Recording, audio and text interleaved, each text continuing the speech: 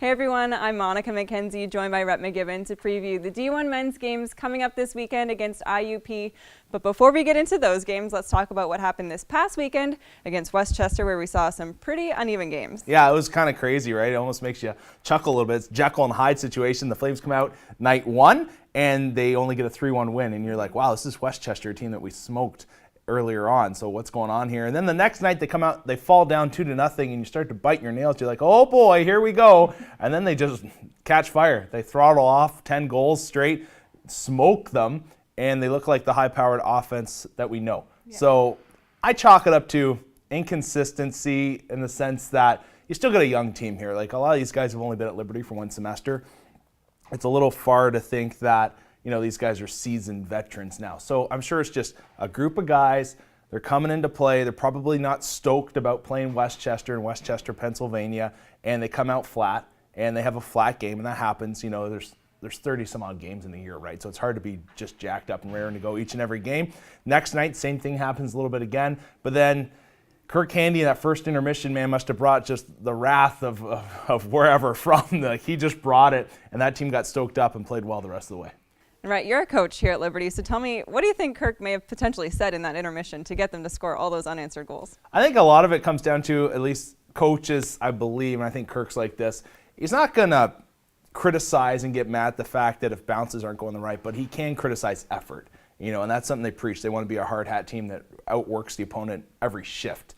And so I think Kirk probably got after them about that. And a team like Westchester, a team that you should have the ability to beat, the skill to beat, if you're working hard, winning those 50-50 pucks, you'll be in good shape at the end of the night. And I think they just outworked them the rest of the 40 minutes there, second and third period, and that's how they got such a magnificent win. Yeah, absolutely. Well, as I said, IUP is coming to town this weekend for the second midnight game of the season. I think it's fair to say they're not the toughest opponent the Flames have on their roster this year, but last year they gave them a tough time. I mean, the Flames only won 1-0 in overtime, so what are you expecting this weekend? Yeah, that was one of my favorite games last year. That goaltender just stood on his head throughout that, and we won in overtime. It was just an incredible game to be a part of.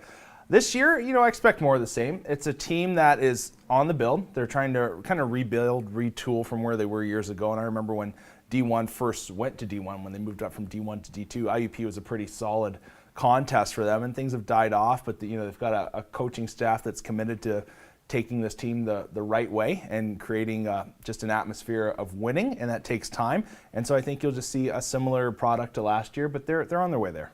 And taking a look at the season as a whole for the Flames, do you think there is any reason for concern with some of the inconsistency we've seen recently, or is that just injuries, or what do you chalk that up to? She's grumpy today. She's calling the Flames inconsistent all the time. You got to be honest. Yeah, you're going to be a Snickers. You're hangry here. No, I think it's just youth. You know what I mean? Yeah. It's just a team that really is learning how to win, and they've done that. They've learned how to win some tough games. They've done pretty well on the road, and they're getting there. Like, I'm happy with what you're seeing. I think you'll start to see second semester. I always thought first semester is the semester where you can experiment a little bit, throw some guys in and out of the lineup. Second semester is where you really want to lock things down and make that final push for nationals, playoffs, what have you. So I think you'll start to see Kirk Handy and staff come into the next semester. Their rope won't be as long, and they'll have their lineup solidified. Goaltending position, I could even see they're probably going to choose, I don't know, but this is my guess, might choose between Halpany and Burak somewhere down the line, maybe mid to late January.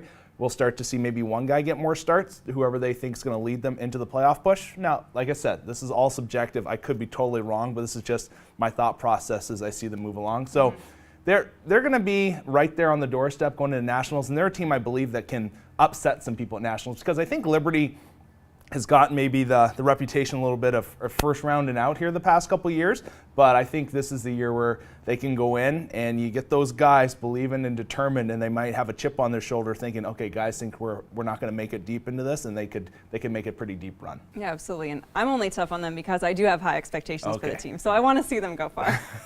Well, thank you for your insight as always, Rett. For more information on our teams, head over to our website and be sure to catch the games this weekend at midnight on Friday on LFSN. For all things Liberty Hockey, I'm Monika McKenzie.